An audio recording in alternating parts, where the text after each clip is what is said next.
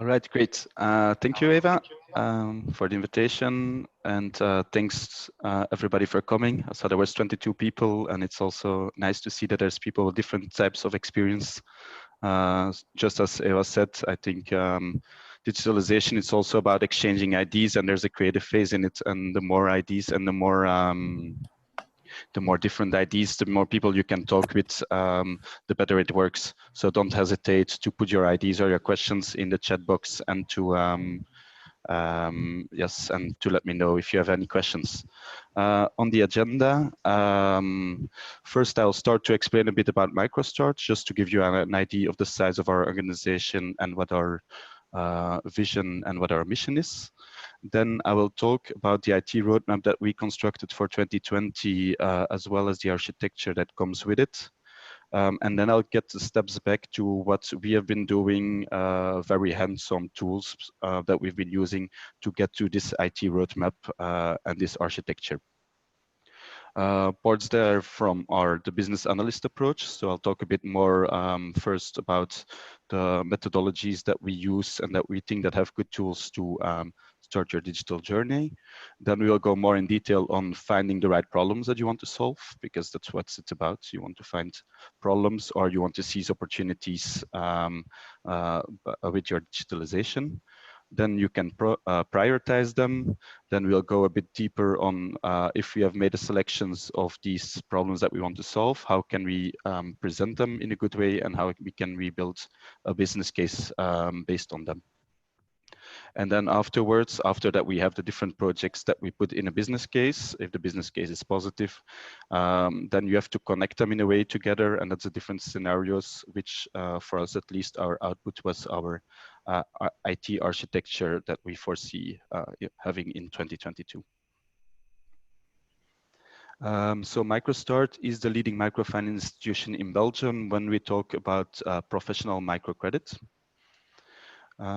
We only started in 2011, and as you can see, we're of course not a very big organization. Belgium is a rather small market compared to a lot of MFC clients, and also the approach is that we do banking activities, but next to the banking activities, we find it important to invest a lot in the training of our entrepreneurs. So next to a microcredit of 15,000 euros and in some cases 25,000 euros, we give also free business training. And for this, we work with a group of volunteers, 130 volunteers that give the business training. In total, since 2011, we have nearly 4,000 clients financed, and we have done this with 5,300 microcredits. Of them, 2,800 were starters. So we don't only, our name says MicroStart, which is a bit misleading, but we also finance entrepreneurs that are already ongoing in their business. Besides that, we have also coached over 8,000 people. And in this way, also, we have injected 39 million euros in our national economy. We only do microcredit in Belgium, so we don't invest in other countries. Which is very important for us. It's next to the hard figures to also have impact measurements. And every 2 years, we do studies by that are outsourced basically to measure our impact. In the last impact study, we found out that 75% of our clients, they're still ongoing and they have a sustainable business after 2 years. In this way, also, we calculated that every micro entrepreneur that we support, they generate 1.6 jobs, and it gives us a total of 5,000 jobs created or maintained. And we also have a figure which is called the social return on investment. And that means that every €1 invested in MicroStart generates 4 euros for the community. This is something particular that we do because we're not a profit organization, we're a non-profit, and we also get support from other private and public sectors. And so we want to show them that the money that they invest in MicroStart, that actually on the longer term, it generates a social return on investment. I think there's maybe some questions. No, not really. No? That's Okay. only my comment. So, All right. Jente, please proceed. Great. If we dive into our digitalization roadmap of 2020-2022, this is the roadmap that we made at the end of last year. And I can say already that now there's some things that have been changed. I don't think you will be surprised, but COVID, of course, happens. And for us, it's important, and we'll get more to it. But we find it important to be agile. So we find it important to be able to change and to switch priorities based on external events. So initially the idea, well, and that's still ongoing, was to have a mobile-friendly staff experience. So we're building on making all the products that we have, the old ones, but also the new ones, to make them all responsive, which means they can be used on tablets, on smartphones, or on the computer. Everything we do also is in the cloud. So we work with everything cloud-based, which means that people can access it from everywhere if they have an internet connection. Furthermore, we worked, and that's maybe something specific also for Belgium, well, for our organization, where we worked on a fundraising platform. And it's not a fundraising where we will get private donations, but it's rather to follow up all the subsidies and all the the big private donations that we can get. So we used our CRM functionalities, which I'll get to, but it's Salesforce also to build up this, what they call a bit like a constituent platform where we can put all the partners, all the financial partners, and also the opportunities for subsidies. That has been implemented in January 2020, a bit earlier as expected. We were able to do so. Then we reworked our website, and that also has been implemented, but there we got a little bit delay on our initial ID. So we have launched our new website 3 weeks ago. The biggest project we're working on, and this one has got a bit of delay also, partly because of COVID, and because other priorities came in, is the replacement of our loan management system. And this this means basically that our core banking system that we have, that does the calculations from the contracting to the calculations of the credits and then the repayments, that we're replacing this system. The go live of the system is this weekend. So for me, it's an exciting period. The whole COVID period made that for us, the digitalization got a big boost, and that I had a lot of work the last months. Because also our chatbot, which is a chatbot which is an MVP, so it's a small product for the moment, but we decided to launch it already during the COVID crisis. And the idea was to create a chatbot that as well can inform our entrepreneurs on all the measures in Belgium that are taken. Belgium is an extremely complicated country because we have 3 different governments that all have different rules for entrepreneurs in different regions. So very fast, with all the measures that were taken, nobody could understand anymore which help they could apply for with the government, and it became complicated. So we decided to implement a chatbot that on one hand gives information on the COVID measures taken by the different Belgian government, and on the other hand, that also explains our own services that we offer, our special services also during COVID. Then what's still foreseen, and which took a bit of delay, is we're gonna rework our whole loan application, which is the part before the contracting of the investment. So we do it a bit in a strange way, but first we replace our everything which is afterwards, from contracting to the repayment, and then afterwards we will attack from the first lead that comes in until the contracting, basically. Mm-hmm.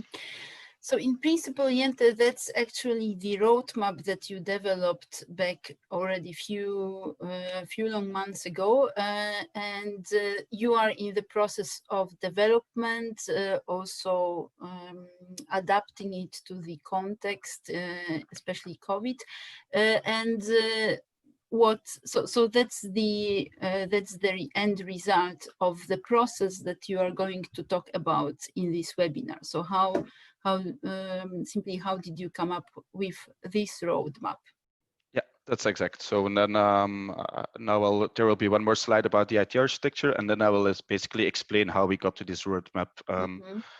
and how did we talk with the different stakeholders that are there to get to this roadmap and to have an agreement on all the different layers, from our partners to our different staff. Mhm. That's correct. Perfect. Um, if we look at our IT architecture, and that's something that we developed after we knew what we wanted to develop, we came more to the how are we going to do it. And a choice that we've been making is to centralize as much as possible our products and services, our digital products and services into Salesforce. Because Salesforce, it has some very good applications that are native on the platform.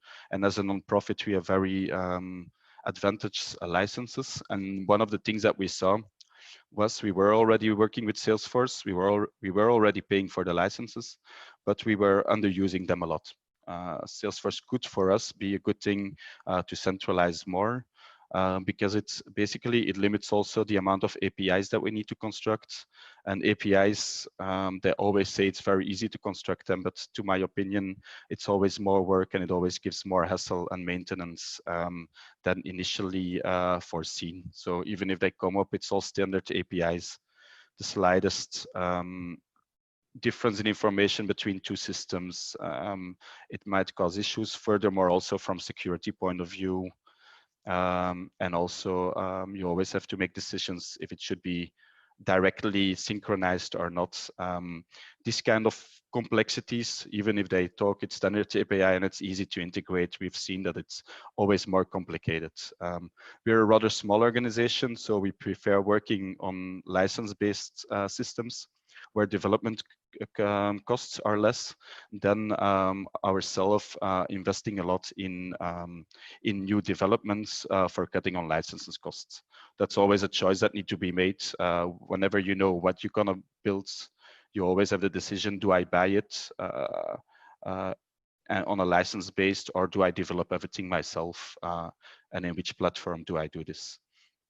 For example, for us, Drupal is more expensive to develop in, but once we developed in it, we don't have any license costs anymore. While in Salesforce, we have this additional license costs. So where do we get So them? these questions, that's also part of the decision-making process while preparing the roadmap, right? Yes, indeed. These are questions that you have to ask, and they're rather things that you ask after you know what you want to build. So it's always good to have the different steps in mind, and to start with what do I really want to develop? Is there a business case for it? And then when you have a set of elements that you want to develop, solutions you want to get solved with it, then you indeed you can see how they come together. But it's continuously. It's not something you develop and then it's done. You have to remain it. You have to question it every year. We question it again, and I think it's important to the developments that go so fast, and I think it's a continuous analysis that needs to be done.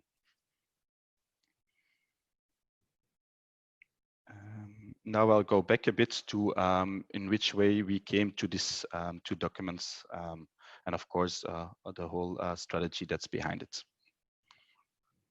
One of the things that I find interesting is when we talk about IT, most of the people, they talk a lot about agile. And agile is the new buzzword, and I think agile is very interesting. But to my opinion, and also to the opinion of, it was an e-learning course that I followed in Belgium. According to this course, agile is good. Agile is very good for your implementation and for learning fast from your implementation, which in turn you can use for your analysis. But agile doesn't necessarily have all the tools in place that you need for your pre-project analysis. And for me, building up a roadmap, you can compare it to a pre-project analysis of an IT project, but it's even bigger. And so it's important to know that there's also other tools that are not necessarily always linked to IT projects, but which are more general business analyst tools that are actually can be very useful, especially in the beginning phase of your digital journey. Once your digital journey goes on and you can learn from your agile projects, then it's easier to get your analysis done. And then maybe it's less important, but in the beginning, it's good to think also about design thinking and lean thinking. And how I use it, I basically, I look into the tools that exist in these methodologies, and I see what fits for me, for my size of organization, for the time that I have, for the skills that I have myself, of my colleagues. It's just ideas of, in the first stage, finding the right problems. And then you will see that there's two phases in finding the problems. And then also make an evaluation of all the solutions. And why do I say this? For me, this is basically the essence that you try to do. And then all the other things, they're tools that you use to get there. But very often, if you want to start a digital transformation or even a project and something digital, people will jump right away on the solutions. They will say, I need a new website. I need a client platform. I need digital marketing. For example, I need Google AdWords very fast, and it's nearly a natural habit. But we think in solutions and we don't think in problems.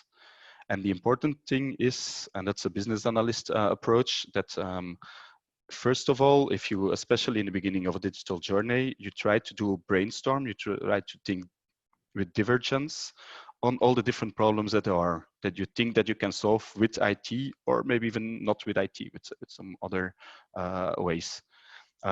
We try to do different techniques to get all the different problems, and then we, in the problem analysis phase, we already try to prioritize them and we make a decision on it. Then we end up with a problem statement, or different problem statements when we talk about the whole digital journey. And then we do exactly the same way of working for the different solutions. Which is important here, to do it like this and to get calm in this process, is to put dates on them and to clearly put them, clearly say until when your analysis phase goes, until when do we just generate ideas, until when do we want to have a decision, and then in the second phase again, until when do we do market studies, and do we try to find the right solutions, and until when, and when we have all these different solutions, when do we make a formal choice, and do we go forward with one of these solutions. And by well planning this, that makes the process less organized, and that makes it less chaotic, and the people feel more comfortable, for example, working a week or 2 weeks just on finding the problems. Jente, so here you said that you worked 1 or 2 weeks on finding the problem. So in the coming slides, you will walk us through your process in a very practical way. But if you can say already now, like, how long did it take you to actually identify the problems that you want to solve and brainstorm solutions? So how long did it take you before you actually started implementing anything? Yeah, I think every organization is different, and the resources that you have available and the time that you have available is different in every organization. We have taken, for finding the right problems, we've taken last year the whole summer, and then from by the end of the summer, so in June, well, from June actually to the mid of July, we've been working on identifying all the different problems we wanted to solve, and then at the end of the summer, the last 3 weeks, we made a decision already on which problems we wanted to attack with IT, because not all the problems you will attack with IT, of course. And then we took, from August until the end of the year, we've been looking at the different solutions. And then, well, actually, yeah, from the end of August until beginning of October, we worked rather on searching the different solutions, different cases. And then the last phase, we ended by the end of the year. Now, this is a long process, but you have to see it also in light that I wasn't working full time on this. We're a rather small organization, so I'm as well responsible for doing our IT support as the ongoing developments that we're going as working on this process. This process also, there was a lot of different people involved, our CEO, our operational director. We will get to the stakeholders, but we didn't have someone dedicated who could do this process on their own, and that also, of course, had an impact on the timing. Okay. So finding the right problem, which is one of the first steps that we do, we start with an ID generation. And basically what we want to do is we want to have the different IDs, and we rather want to have it from different angles and from different sources to get to as many problems that there are. And in this phase, basically, you look more at quantity than the quality of the information. So you really want to generate a lot of IDs. And a few places where we got our IDs from. So the problems that we wanted to solve is some things we just saw in the strategical plan. So there was the CEO together with the directors team that, for example, said that they wanted to make all our credit advisors mobile. So they've seen that we were good in the cities, but once we got to more to the countryside, and Belgium is not very big, but once that we were going out of the cities, that we didn't have a lot of clients, and that we also wanted to attend them.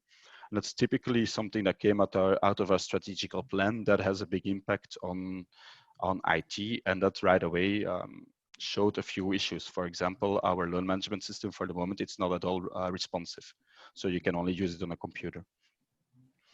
Another way of other sources, for example, is analysis of your competitors or of your peers. It doesn't always have to be competition. And one of the ideas, for example, that we had there was we saw that credit is very strong in credit scoring. And not only credit scoring for decision making of the credit files, but for example, also credit scoring for analyzing which risk files, which clients in risk you should attempt to be how, and actually with which kind of communication you should and at what time. And so the idea was based also on the analysis that we did on credits, especially done by our commercial director, to see how we can actually also have a credit scoring based on these risk numbers. The opportunities from a network.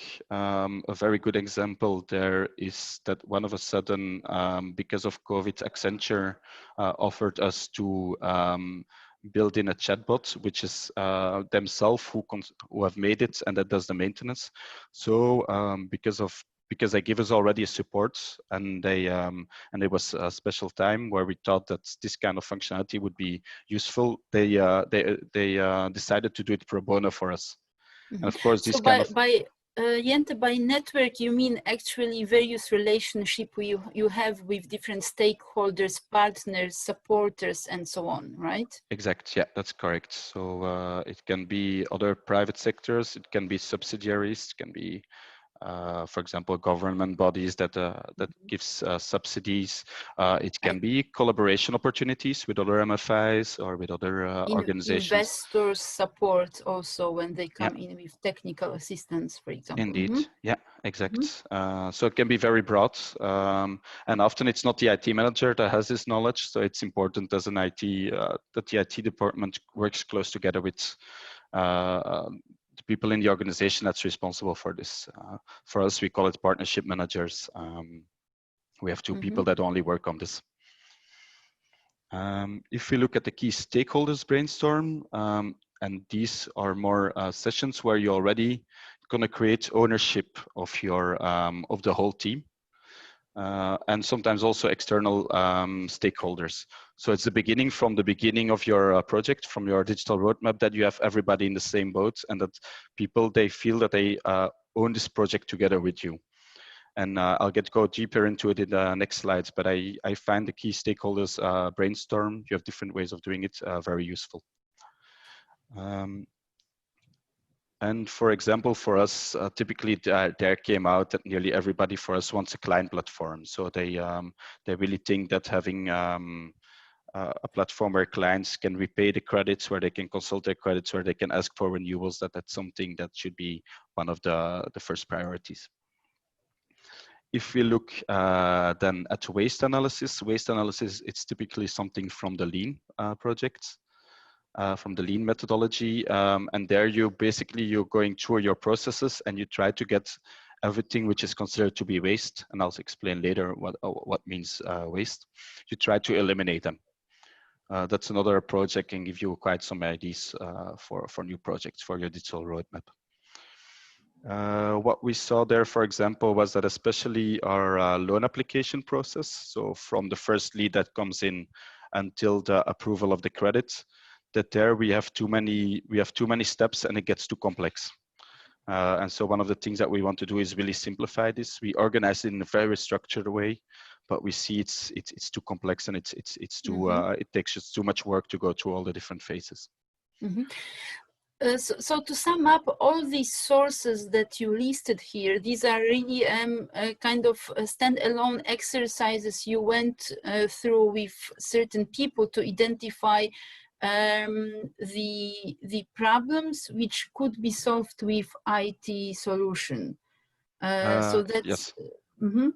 That's correct. These are analyses. Now, I didn't do them all, of course, myself. For example, a strategic plan was more an exercise from the directors. Analysis competition, it's more done by the commercial directors, but you try to get the information from them then. That's the important thing.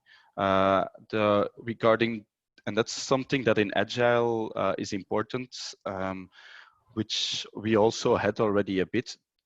If you're really at the start of your digital journey, you don't have a lot of lessons learned and you don't have a lot of analysis that's been done in previous projects. But the more that you start doing projects, the more that you already have done these exercises, sometimes in other projects, or you just receive the information also from your peers, from return on the projects. And I think the analysis phase, and that's something that is a bit complicated. At the beginning, you have to do it all as a pre-project phase, but more and more that you start working on your digital journey, the analysis phase, it becomes something continuously. So here I took more the focus from if you're really starting, but people that are already for a longer time working with digital journeys or on digitalization, they will recognize that actually quite some of the analysis has been done already, especially if they work with with an agile mindset. Jente, I think we can stop here a bit because, or let me propose to stop here because you've been talking. You've said something important, actually, that you started to involve same group of stakeholders from the very beginning of the journey. So let's just have a sort of brainstorm here. Like, if I've just launched the poll, if you could point out those people that you think should be involved in the strategic thinking from the very beginning, please choose as many answers. That's a multiple choice question, so you can choose as many answers as you want. The question is, who from this list should be involved from the very early beginning in the strategic thinking about what to digitalize in organization? So that's quite a few answers. So let us give some more time to this. To the voting, we have 60% of us that have already voted, and I think, okay, a few more people are voting. Okay, let me, for the sake of time, let me stop the voting here. So I will close the poll. and let me share the results with everyone. So Jente, if you could comment on the results, because we clearly see that it's clear that operations manager and IT people should be involved from the very beginning. And how about the rest? Yeah, I think the results are interesting, and especially if if you look at the representative of the clients and the end users, we can see that there's only 33%, so 1/3 of the people that voted that actually think that they should be implied, that they should be part of it. This goes a bit against the way how design thinking thinks. Design thinking, they work a lot on building personas, building basically exchanges, and even going into co-creation where you create together with your end user. Now there are no good and bad answers. Everybody has different visions on that.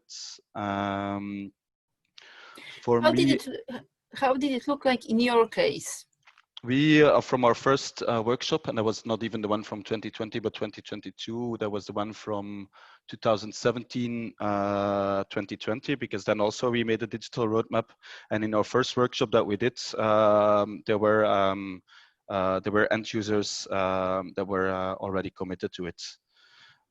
So what we had in our first workshops was end users, meaning like whom?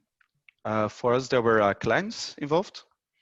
Mm-hmm. There were volunteers involved because we are also a volunteer organization. The operational manager was there. The CEO was there. At that time, we didn't have an EHR manager, so he was not there. IT manager was there.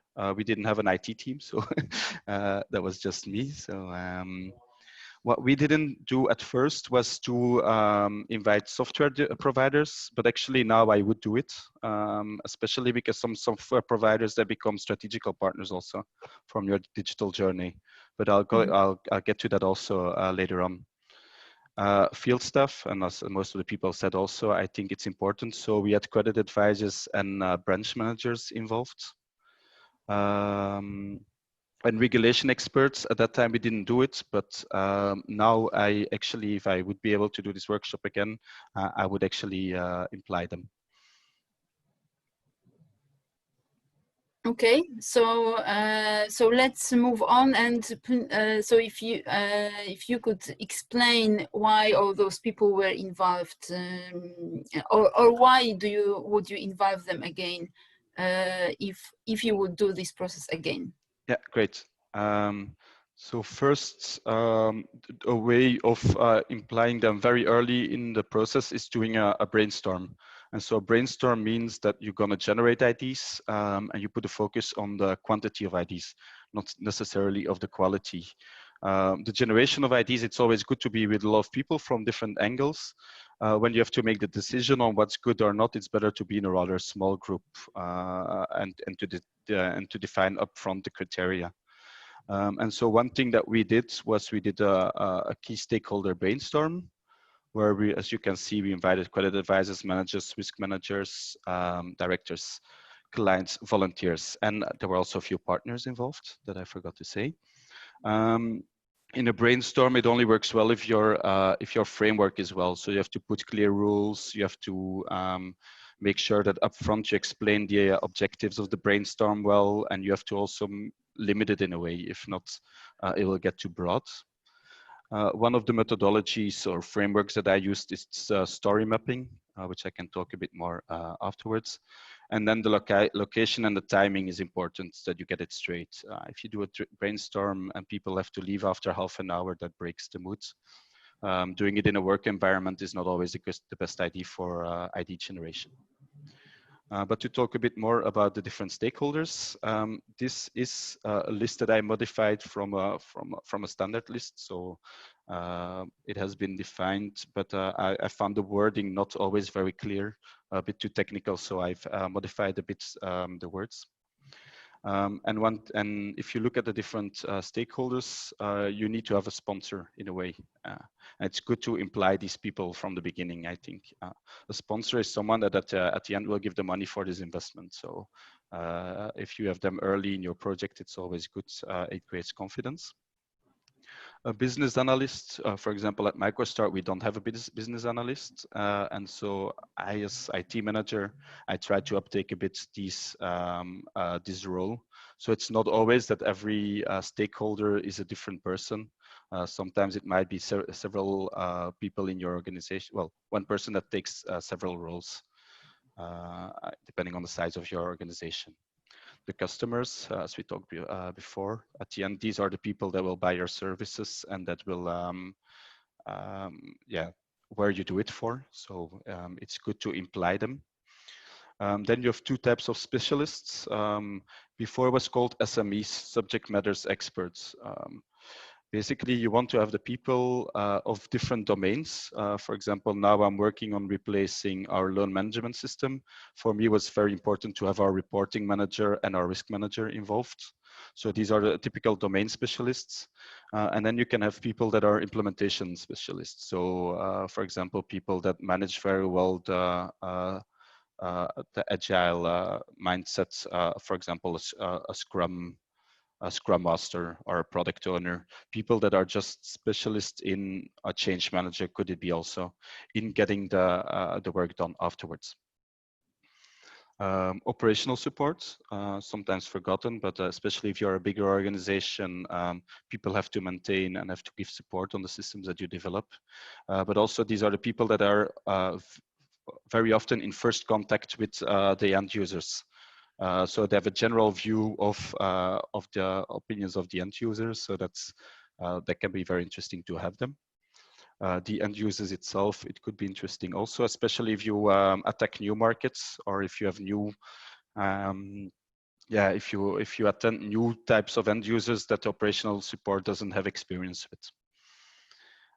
Suppliers, and in this case, it's more service providers. For example, we build up strategical partnerships with our IT providers, where they help us also in these early phases in the strategy building. Regulation specialists become more and more important, especially with GDPR and other legislations. But it can be also, for example, a difficult one is always if you go for e-contracting. This is good to have already specialists about this in your early in the process to see if this is a solution or not. And testers, these are also people that, if you have them, these are developers, but that have been very closely busy with testing your previous systems, and so that knows also the weaknesses of the systems that you have currently. And then project managers, which can get close to implementation specialists, people that get the project done, or this project or other projects. These are IDs. It doesn't mean that in every meeting you have to implicate all of them. Everybody needs to make a choice, like if they will only inform some of these people, if they will keep people very close to them, and inform them all the way. So for example, you can say that the sponsors, you will have a weekly follow-up with them to see the process. But for example, your suppliers, you will only do it, you will only inform them, and you don't put a lot of effort in it. Stakeholders implication is very good, but it takes fast a lot of time. And the idea is just to be conscious about which stakeholders do there exist, and which is the effort for each stakeholder that you need to put in place. There are different techniques also that you can find back if you search, for example, on Google, on how to define which stakeholder you should apply in which way. But this slide is just to show, look, like there's a lot of stakeholders, and be aware of it, and do this analysis upfront also. Find the right problem. This is a representation, I could say, of story mapping. Normally, if you would do it. So here we are coming to the tools, right? The tools that you use to identify the problems to be solved by digital solution. Yeah, so now I'm at the phase where I'm still generating IDs. We've seen whose are the different stakeholders that we might or we might not invite from some brainstorm sessions for some ID generation phase techniques. And this is one of the techniques that we used that I personally found quite interesting. Basically, what we did is we didn't do it online. We did it. We took very big papers and post-its, and we asked at first to define the roadmap from the first contact of the client until the end, at the end of the payback of the credit. And then they would brainstorm on the different categories, and then we would put them on big sheets of paper. And for each category, we would give them post-its, and we would let them generate a lot of IDs. What you see, and that's something that you can find back here in the in this exercise, is that I came a lot right away with solutions, and not with necessarily problem statements. And that's something that's good to put a focus on. If you want to brainstorm on problems, then you should make clear that they should write their post-its, or they should write their ideas as problems that they want to solve. If you go to solutions, it's also interesting, but then you yourself, you have to take a step back and also see what's the problem behind and what do we really want to solve with this. One of the exercises, for example, that is a good one, if someone always comes with solutions, is to ask them 5 times why. But why do you want this? Okay, why do you want to have a client platform? Okay, why? Because the client needs to be able to pay online. Why does the client need to be able to pay online? Because we lose too much time recollecting the payments from the clients now, and it would be automatic. Okay, but why? Is paying online the only solution, or would direct debits be an easier solution? And if you start asking more questions from the solutions, and the why question is a good one, then often you get to the what they call the root cause, or the main problem, and that's until where you want to get. Right, because I can imagine that in the end you can figure out another cheaper, more cost-effective, maybe not cheaper, but cost-effective solution for once you get really to the root of the problem. Excellent. That's exact. Yeah, that's exact. So you don't know it before you define the problem. It might be not. It might be that the first solution that they said it's the best one. But I read some stories, well, some articles. I don't remember the source. I could maybe find it back, where they actually say, where I did some studies about it in innovation management, where they say that very often, in most of the cases, your second ID, and so not your first solution that you mentioned, it's a better way of solving a problem than the first one. And it's this kind of reflex, which is typical business analyst reflex, that I think very important in the definition of your digital roadmap. And these are examples. Everybody uses the tools that I want. These are tools that I used because I found them for my, for our organization useful. Another tool, for example, it's doing a waste analysis, which is often based on the Lean project, and often they put it in a fishbone diagram. You can do it however you want, but basically, what do they call waste? They're gonna analyze in the procedures. They're gonna see which steps we do, which overproduction we do, if you want, that doesn't generate any value for the organization. According to this slide, different types of waste, or for example, defects. For example, a defect for us was an IT system that started blocking when different tabs were open, and so we couldn't compare, for example, 2 credit files of a client to each other because the system would block. Another defect that we have that we're working on, it's in our current system, we don't have a full view on our customer in one system.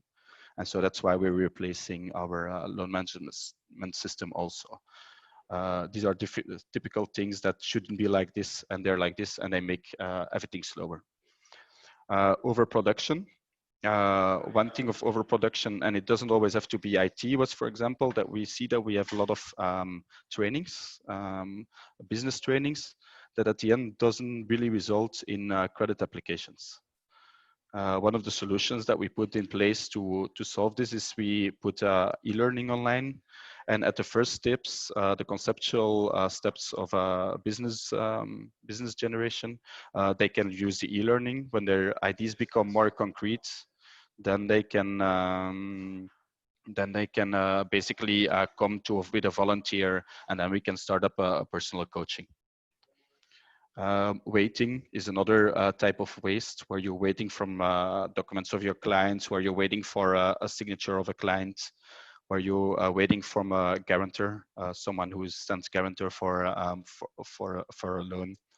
And for us, for example, especially during the COVID period, one thing that this was a thing that would be really problemsome, and implementing faster than foreseen the e-signature is something that is a way of solving this, because people couldn't come to our offices because of the COVID situation. And so by having this e-signature, we reduced a lot this waiting period.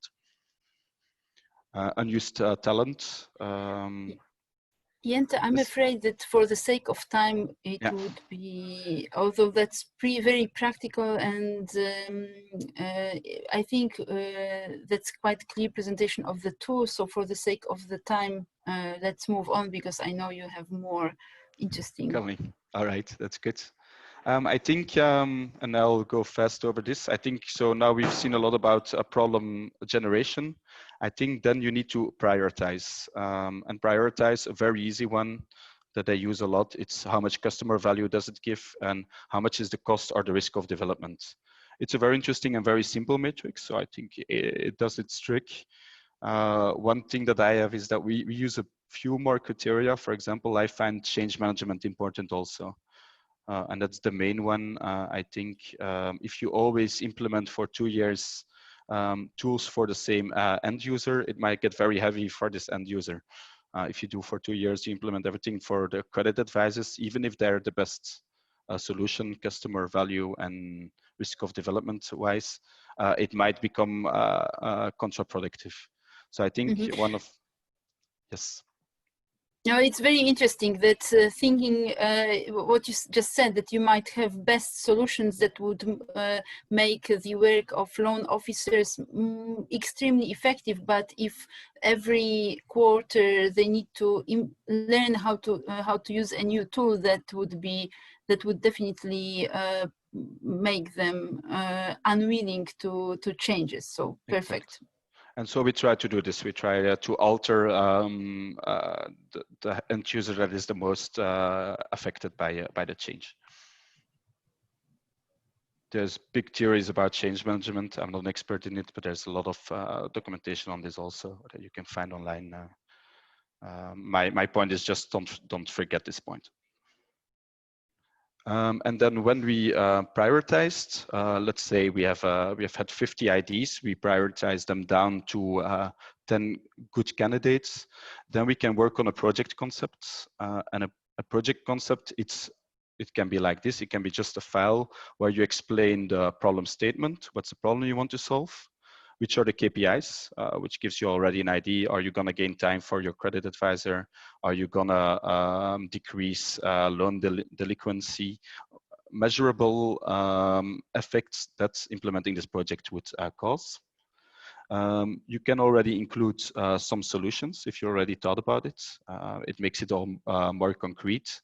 And you can already start doing some modeling. I think one of the things, and especially also in design thinking, is to start with making dummies and start making models early in the process, because it gives you very concrete information on your budgets and on efforts estimations afterwards.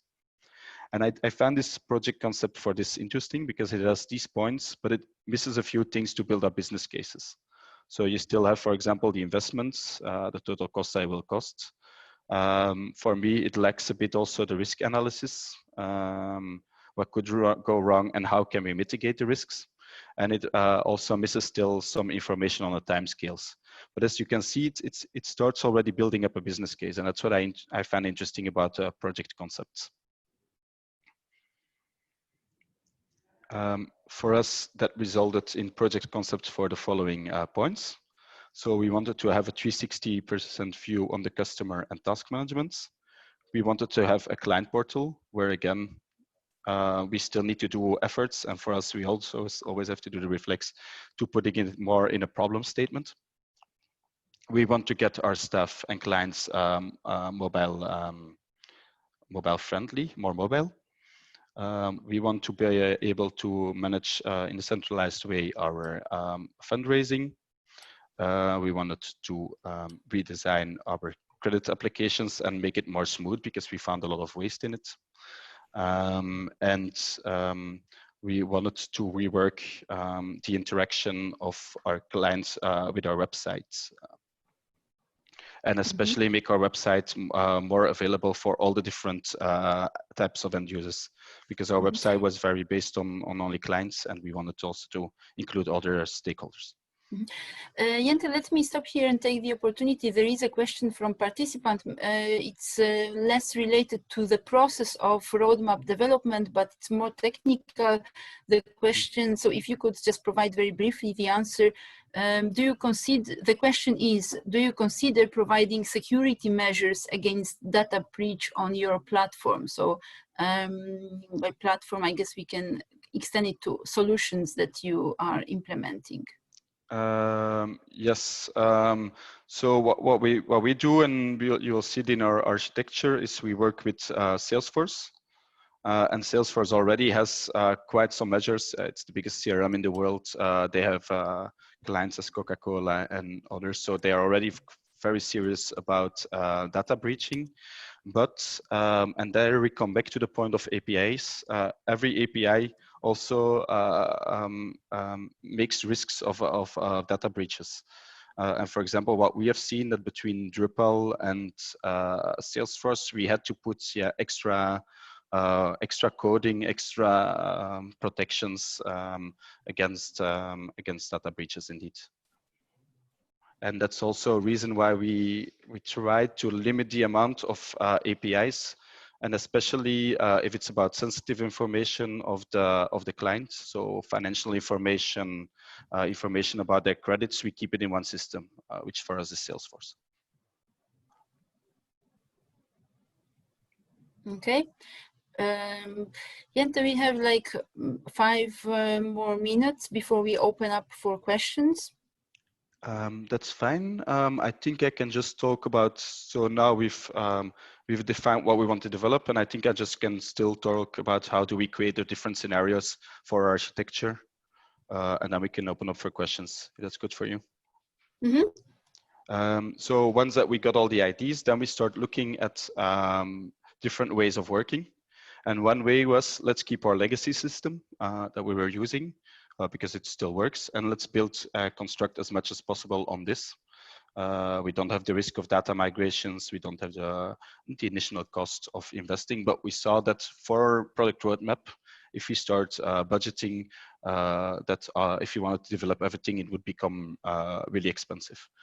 Then there was a second option, and that was, let's try to use systems that are built on Salesforce, which we were already using, that does the whole loan management system functionalities, and in this way we can construct very fast and in a cheaper way on Salesforce.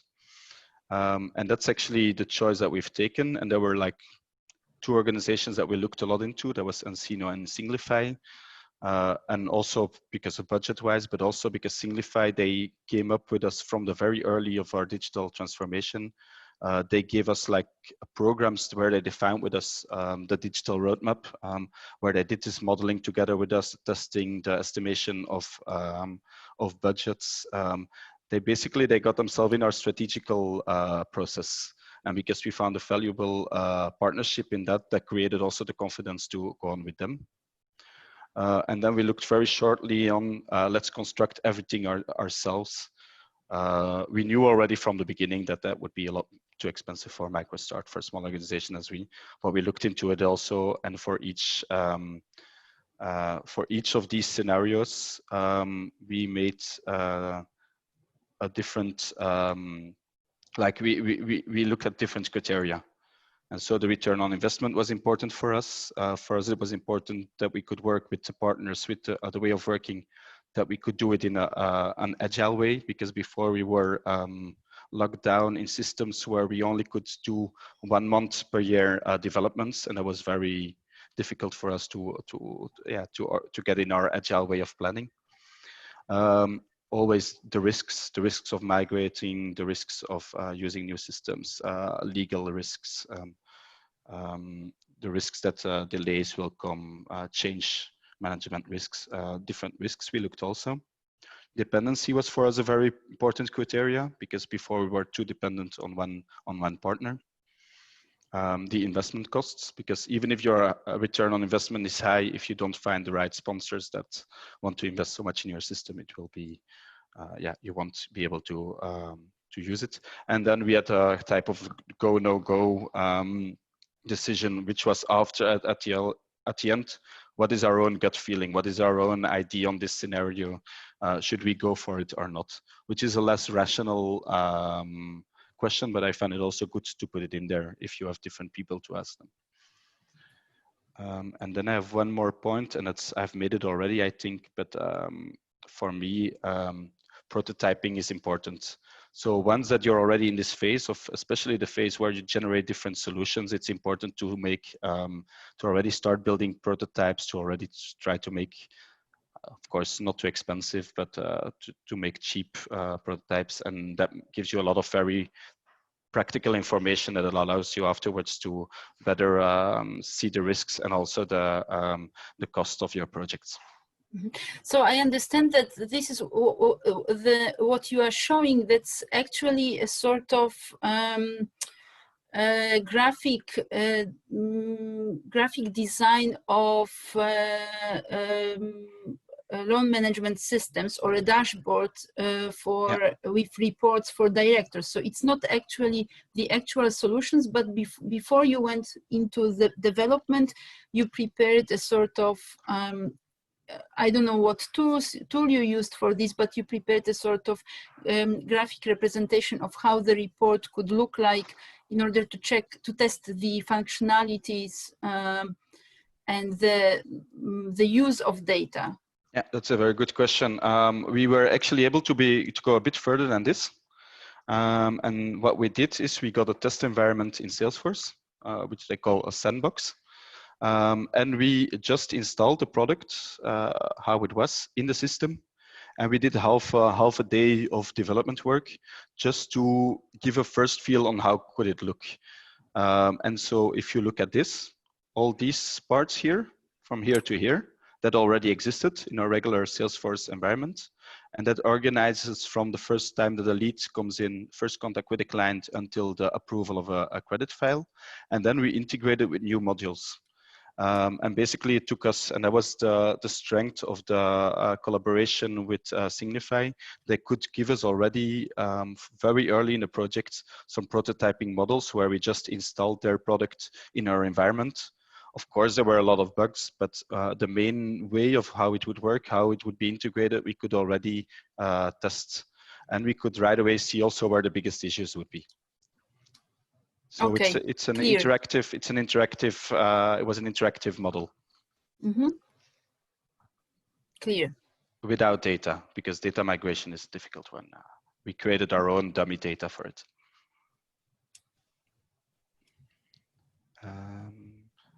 I think we should go to the questions. Okay. It's as you wish. If not, I talk a bit about a business case. But so maybe let's just have one more minute on the business case, and then we will open up for questions. Mm-hmm. Business case is always difficult, and especially in the beginning of your digital journey. And that's also why I put so much focus on this prototyping, because in the beginning it's really difficult to, as well your benefits as your costs, it's really difficult to estimate them. And for me, what works best is, especially in the beginning of your project, is not to try to detail it too much, and not to not try to estimate everything in until the slightest detail, but also to work really close together with partners that can give you already a good first idea. What we had the feeling is that our different scenarios, the differences in cost that it would be to implement, the differences were so big that we didn't need very detailed information to already know what would be more expensive and what would be not. And the way how we build it for building our business case is like this. And as you can see, for example, we said that this recording to time saving would save between 4 and 7 full-time equivalents. That's very broad. But we have already an idea that it would save us between 140 and 245,000 euros. It looks too broad, but especially in the beginning of your project, I find these kind of simple models more useful than already trying to lose a lot of time on very detailed budgets. That's difficult to explain to a board sometimes. So that might be the issue if you have a board of directors that excites other things. But it's a bit the idea of just in time, which is something that's often used in Lean and in Agile. You get the amount of details of a certain thing at the moment when you need it, and everything what you do before, and then it might still change. It might result in waste. Okay, Jente, thank you very much. Let us stop here for now and let me open up for questions. So if you have any questions, you can either unmute yourself or type them in the chat box. Meantime, I will ask, as you are thinking about the questions, meantime, I will ask Justyna to start sharing your slides. Justyna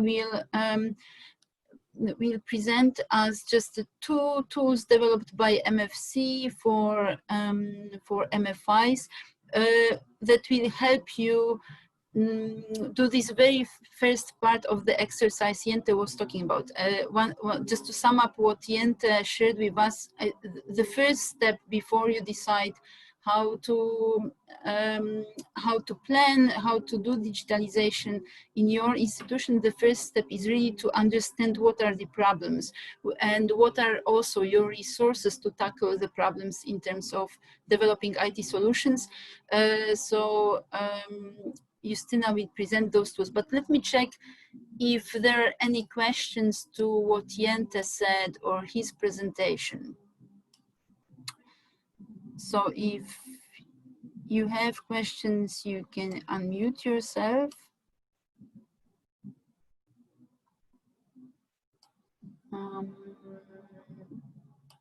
Okay, sounds like no. You still have a few more minutes to think about the questions. Justyna, if you can briefly walk us through those tools developed by MFC. Okay, 1 second.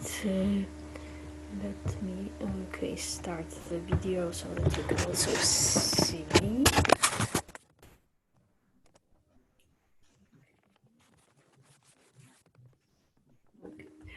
So, as Eva mentioned, MFC has developed some tools to support the microfinance institutions in their digital transformation. The first tool is the digital readiness self-assessment, which supports the microfinance institutions in the process of coming up with the good solution to the problems identified earlier. Basically, it's a tool that looks at 10 different areas. Some of them are external, such as ecosystem and market, or the customers, and the others are internal, like technology, data, people, I mean the employees, the staff, as well as products and services that the institution is offering, and also risk compliance and finance and legal. So within those 10 areas, the assessment allows to identify strengths and weaknesses. And the tool is built on Google Forms and consists a questionnaire. It's a quiz questionnaire, survey, whatever you call it. It consists of 90 questions where you have a choice of answers. You only select one answer, and here is the example of the questions from the section of ecosystem and market. So for instance, what is your opinion of the regulator? How is the regulation taken into account during the design of a new product or service. So you simply. Justina, 90 questions, that's quite a long list. How long does it take to go through this exercise? It takes about 20 minutes because all the questions are about your understanding, your perception, your knowledge. If you don't know the answer, you can simply skip the question, or you can select I don't know, because some of the questions have also the option of selecting I don't know if they concern a specific knowledge about the IT system, for instance. So you can go through the questionnaire quite quickly, and you don't have to be the expert in digital issues in the institution. The idea is that many people from one MFI answer the questions, as many as possible, people ranging from top management to middle management, to branch staff, to IT department, risk management department, loan officers, so staff on every level in the MFI operations, because this tool gathers the understanding, the perception, and the knowledge about the digitalization level of the MFI. So the more people do it, the better for the institution, because then the assessment is more thorough. And because it's on the Google Forms, you can access it from the computer, through the laptop, the browser, or you can use also your smartphone or a tablet. So it's quite easy to access and quite convenient for the use of the people responding to the questions. And once all the questions are answered by the staff, the institution receives the report. And the report presents, first of all, the overall result, the score in percentages. So you can have a first general glimpse at the level of preparedness for digitalization. And also the graph shows the scores for each of the dimensions. And additionally, within each of the dimensions, you can also see the sub-scores for each component. So starting from the general score, you go to different areas. So you can see on the graph where it is higher and where it is low, and also understand the very particular areas within the domain. And you also get some description, although the description is rather general, showing, presenting what is the ideal state, explaining the component. It's not like customized, so it's not, the description is not showing or explaining your exact weaknesses or strengths. It's rather the guidance to better understand the context of this particular component. And this can be done by the institution quite quickly once all the staff who were meant to go through this exercise, once they answer the question, the report is sent by us immediately. It's not automatic, but it's prepared immediately. So it's quite a quick procedure. And now how to access it, how to apply. So first of all, the institution answers a very short access request form, which is for us to know who will be answering the questions. So in the access request form, you put all the email addresses of the people who will answer the questionnaire. Once we get it, we send the links to the questionnaire to all these people. And you can complete the access request form in any of 3 languages: English, Russian, and Polish. And then we send the links to the questionnaires in those languages. We also have the translation of the questionnaire into Bosnian, but it's not yet online. It's the translation that can support the completion of the English version. So you have like just the document with the translation. It's not yet online.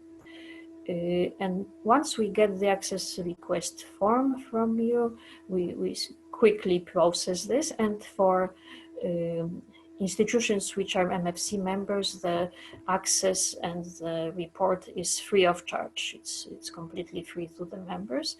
In case of non-member institutions, we charge a fee of 600 euro.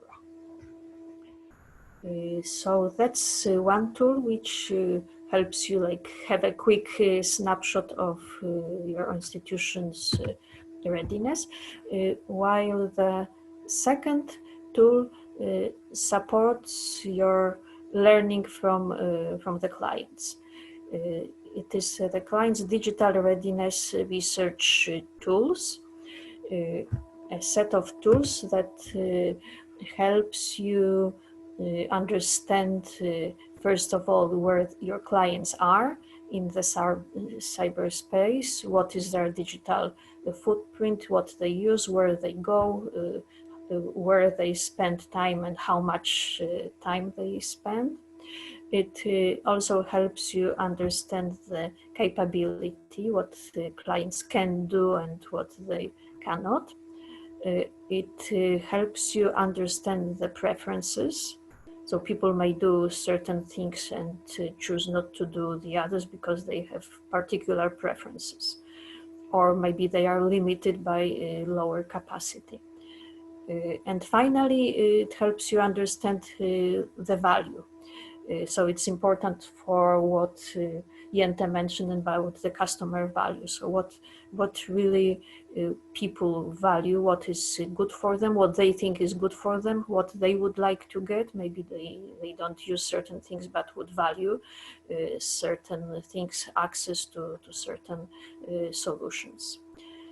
So it's like a kind of a research framework that is complex in terms of understanding digital preparedness on the client in various aspects.